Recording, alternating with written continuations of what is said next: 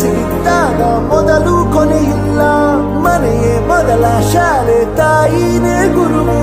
ತಾಯಿಗೂ ಪಾಠ ಹೇಳಿದ ಗುರುವೇ ಅರಿವು. ಎಲ್ಲ ದಾನಕ್ಕೂ ಶ್ರೇಷ್ಠ ವಿದ್ಯೆ ಎನ್ನುವುದನ್ನು ತಿಳಿದ ದೇಶ ನಮದು, ವಿಶ್ವದ ಕಣ್ಣು. ಮುಂದೆ ಗುರಿ ಇರಬೇಕು, ಹಿಂದೆ ಗುರು ಇರಬೇಕು. ನಂಬಿ ನಡೆದರೆ ಸಾಕು ಸಾರ್ಥಕ ಬದುಕು.